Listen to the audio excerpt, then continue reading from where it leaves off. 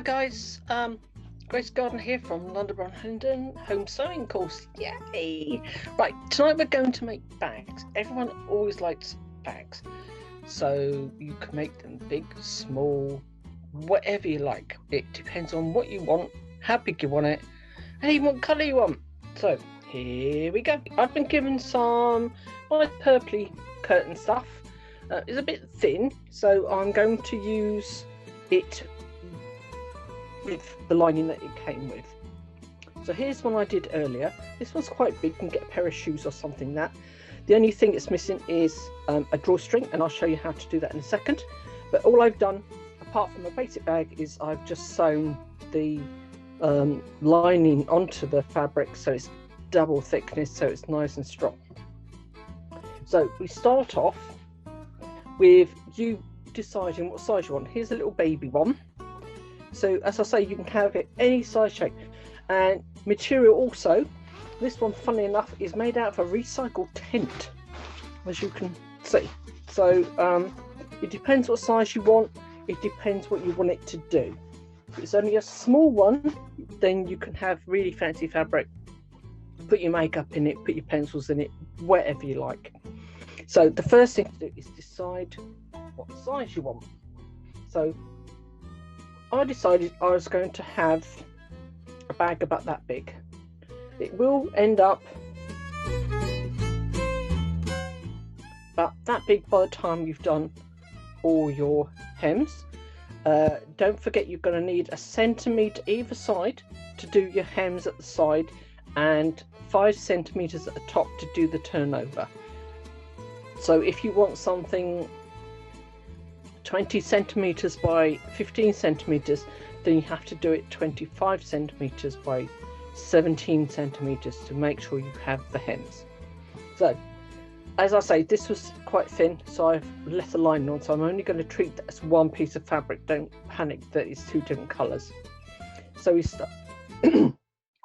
start off with the right sides together and pin. Here's one I did earlier. So I've pinned it, and I've actually trimmed it with some zigzag scissors because it frays like anything. You don't have to trim it at all. You can just forgotten the word, blanket stitch it to stop it from fraying. So we've pinned it roughly in half. We are now going to work out where the seams are going to go. I'll just alter the camera. Right, so we need to measure about 1 centimetre in from the side. If you're not sure about sewing in straight lines, then feel free to draw on it. Nobody's going to notice, it's all going to be inside. So that's about 1 centimetre hem. Look at a little bit smaller, and literally just draw down it. The whole thing's going to be inside. Nobody's going to notice there except you. The other side. Now, if you want to use 2 strings, then you need to fold the top over on both sides. If you want to use just 1 string, you just need to do it one side, and I'll show you what I mean. So to make the casing at the top, yeah, for the string to go through, you need to make some corners going in. So once it's in half, you then fold over however much you want, depending on the fatness of your string. Let me go down a bit. So you need to fold that over at right angles, pin, and then sew.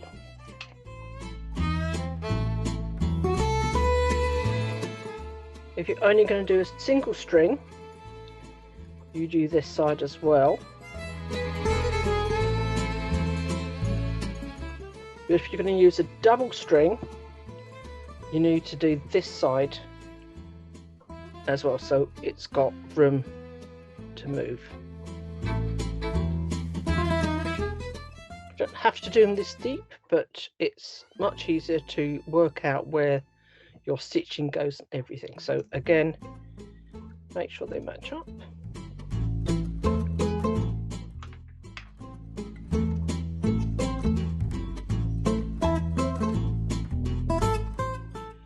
that's all your pinning done. Now what we're going to do is we need to sew these bits down first, and then we sew down the sides. So this one I've started. Yes, that is hand sewing, it's not machine sewed. So I've sewed down the corners and then sewed down the opposite side because the bottom is folded, and it actually makes a stronger seam because you're pushing against material itself rather than your stitches. This would probably take a pair of sunglasses or something like that, or maybe even knitting needles.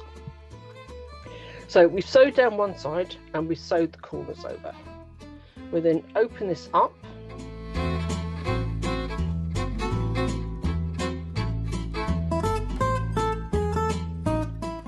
and fold over that fabric, and then just tuck those raw edges under. So it's about a width of a pencil, about 1 centimetre. So that's 1/2 centimetre underneath and then 1 centimetre. But obviously on the bigger items then you probably need a slightly bigger channel.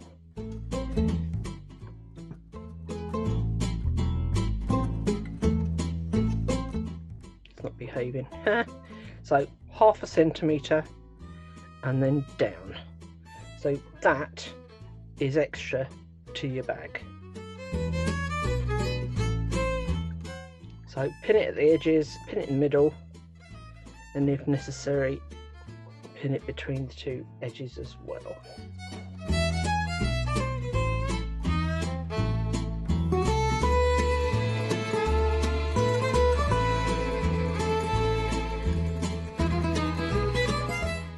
So again, this side under just a little bit and then over again. Just make sure they match both sides because otherwise it will be a bit wonky and it won't look very good. And then my favourite, the back stitch. So this is actually back stitched, as you can see. Let's try that again. That's back stitched. Okay. Again, if you're not sure about how accurate your stitches are, just draw a line. As I say, it will come out in the wash. As long as you don't use felt tip or biro, it will come out in the wash. So I've got a knot in the end of my string, and I'm going to tuck that knot under there so that it becomes invisible. And because I've got self-coloured string thread, then you shouldn't actually see the stitches very much. So I'm actually going to go to the other side, so the smaller stitches are going to be on the outside, because you can feel with your finger where it should be. If you're not sure, if you run a piece of soap over, you can see where the edge of the fold over is. And again, tied up everything. It's all comes out in the wash. So back stitch,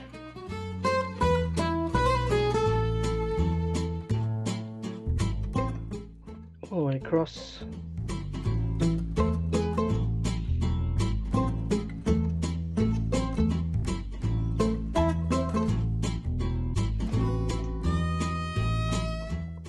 And as you go past the pins, you can pull them out.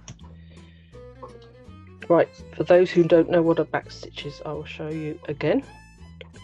So you go in the fabric about 1/2 centimetre, if that, where the thread comes out, and the same the other side. I hope you can see that very well.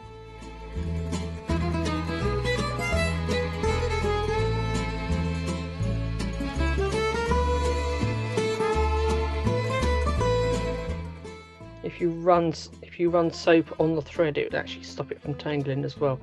Now the next time you put the needle in where that stitch ends, and again the other side.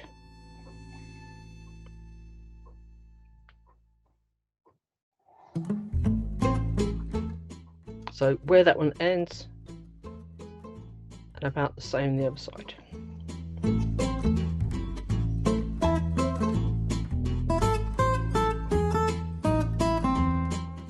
So you should get, excuse me, a nice even set of stitches. If it comes into a knot like that, if you put your needle through the loop and pull it up till that's both tight, then you can see here which one has caught. So you get hold of the tight one and pull that, and then that will sort it.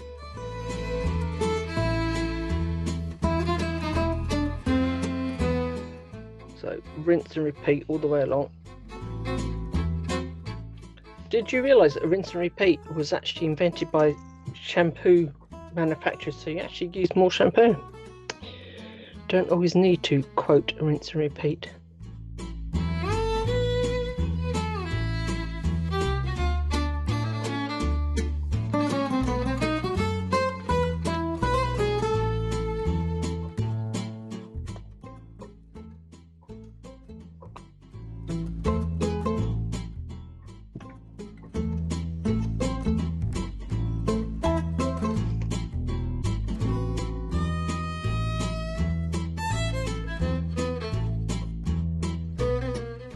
If you find you're stabbing yourself, if you get a plastic bottle and cut the neck off and then cut down the neck, you can actually put that underneath so you don't stab yourself. Also gives you a firm base so that you know you're through all the thicknesses of the fabric.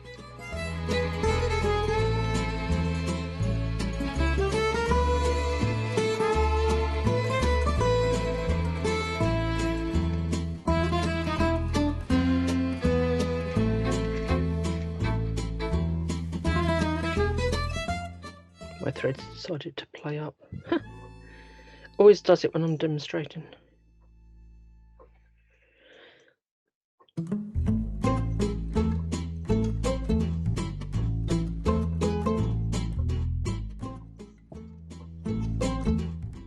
Again, if you get a knot like this, rather than just yanking it, you need to tease that loop open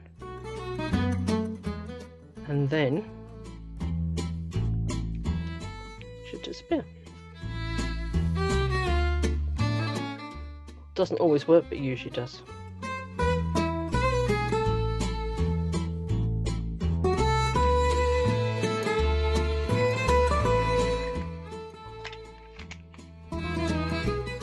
So again,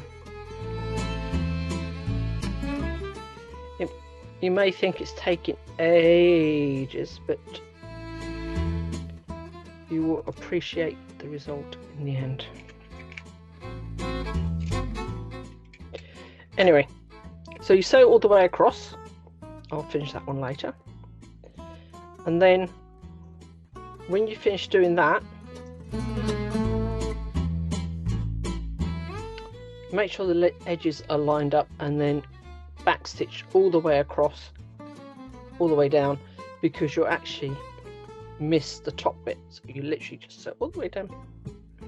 Okay, like on this one. Okay, and then to thread your cord, you can either have shoelaces, old shoelaces, piece of cord if you can get hold of it. This stuff does actually fray a bit. There is a method for stopping that.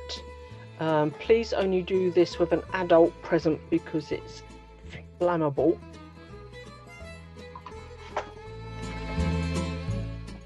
You either get a lighter or a match. Lighter's safer because it's more controllable. You trim the end. If this stuff drops on your skin, it's going to hurt like billy-o, so please be careful.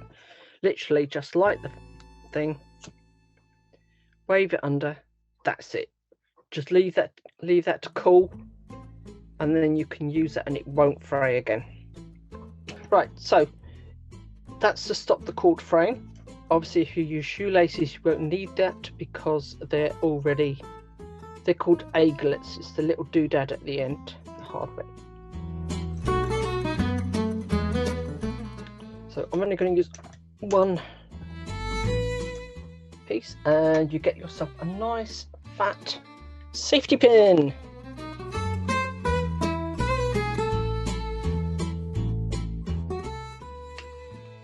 And basically you pass that through the cord and then through the bag.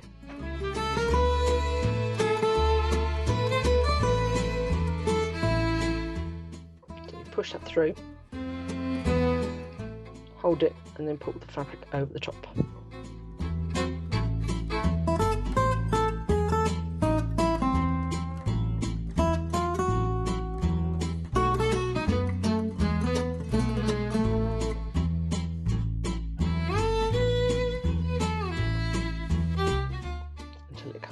Back out the other side, and then obviously cut to your desired length, tie a knot in it,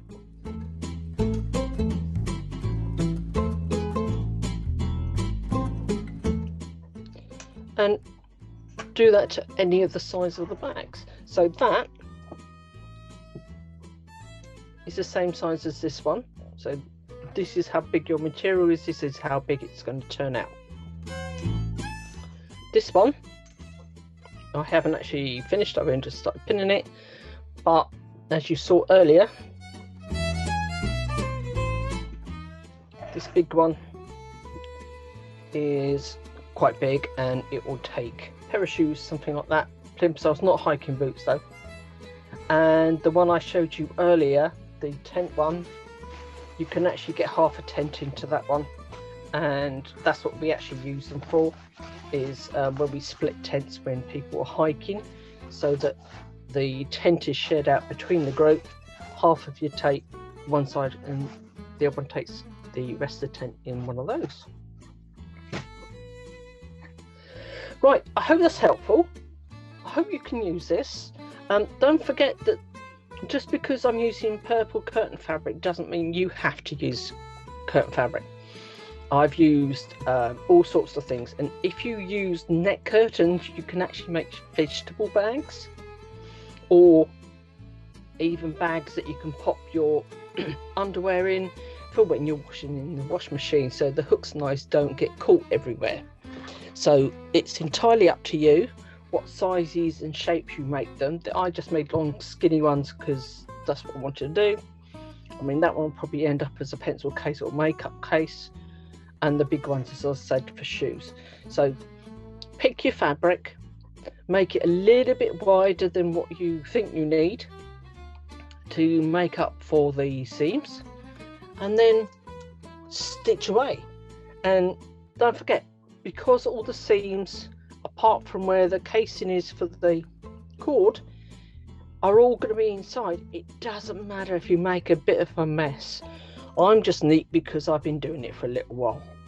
So I hope you enjoyed that. I hope you're going to have fun, and please let me know what you make.